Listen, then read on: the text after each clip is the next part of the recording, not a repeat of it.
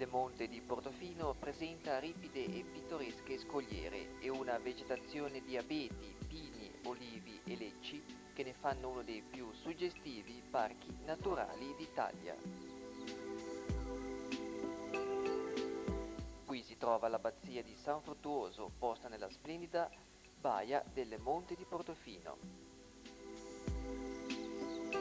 L'edificio che vedete è l'abbazia benedettina di San Fruttuoso di Capodimonte.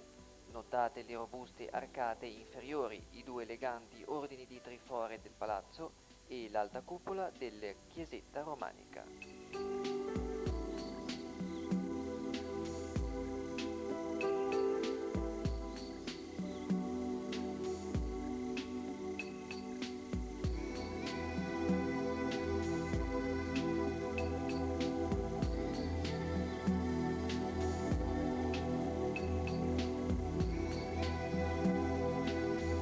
L'abbazia è aperta al pubblico da maggio a settembre, tutti i giorni tranne il lunedì dalle 10 alle 18, da marzo ad aprile dalle 10 alle 16, mentre da dicembre, gennaio e febbraio è aperto dalle 10 alle 16 solo festivi e prefestivi.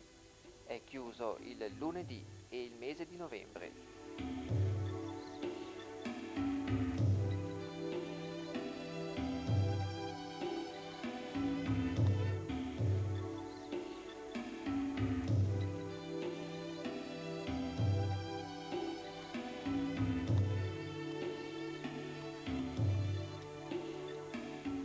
San Fruttuoso è un isolato villaggio di pescatori in una insenatura di straordinaria bellezza.